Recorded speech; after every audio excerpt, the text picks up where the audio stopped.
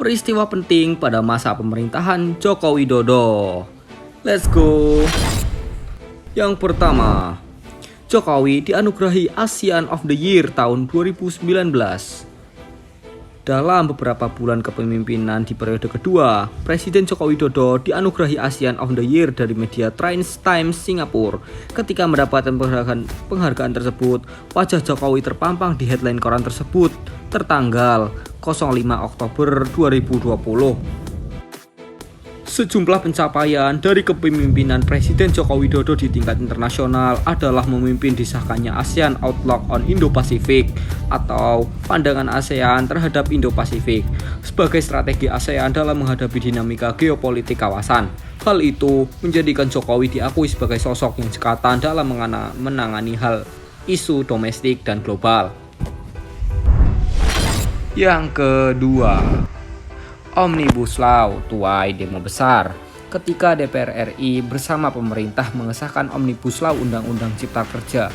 Undang-undang tersebut merupakan gabungan dari banyak undang-undang terkait kemudahan berinvestasi dan ketenaga kerjaan. Banyak yang menentang undang-undang ini dianggap lebih membela pengusaha ketimbang rakyat. Selain itu, undang-undang ini juga dianggap akan berdampak negatif bagi lingkungan dan kelestarian alam di Indonesia. Sampai saat ini, aksi penolakan Undang-Undang Cipta Kerja masih terus terjadi. Yang ketiga, dihantam pandemi COVID-19. Baru 4 bulan memimpin di periode keduanya, Presiden Jokowi harus menghadapi ancaman virus yang muncul dari Wuhan, China. Virus tersebut mulai merebak di China pada akhir tahun 2019 dan mulai masuk ke Indonesia pada tahun 2020. Kasus COVID-19 pertama di Indonesia yakni menimpa pada 2 orang warga asal Depok, Jawa Barat yang terinfeksi COVID dari sebuah pesta dansa di kawasan Menteng, Jakarta Pusat. 2 orang pertama yang positif membuat masyarakat tanah air heboh dan memborong masker secara besar-besaran. Kebijakan Presiden Joko Widodo.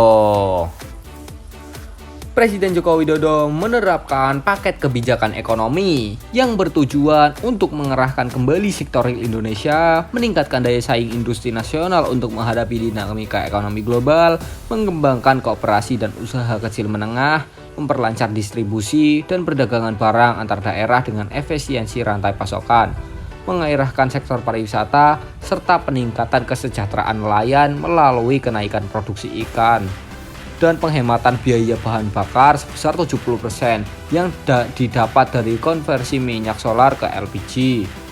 3 langkah paket kebijakan ekonomi Presiden Joko Widodo. Yang pertama, mendorong daya saing industri nasional melalui deregularisasi, debirokratisasi, serta penegakan hukum dan kepastian usaha. Yang kedua, mempercepat proyek strategis nasional dengan menghilangkan berbagai hambatan, penyederhanaan perizinan, penyelesaian tata ruang dan penyediaan lahan, percepatan pengadaan barang dan jasa pemerintah, diskretisasi dalam penyelesaian hambatan dan perlindungan hukum, serta mendukung kepala daerah melaksanakan percepatan proyek strategis nasional. Yang ketiga, meningkatkan investasi di sektor properti dengan mengeluarkan kebijakan yang mendorong pembangunan perumahan, khususnya bagi masyarakat berpenghasilan rendah, di samping membuka peluang investasi yang lebih besar di sektor properti.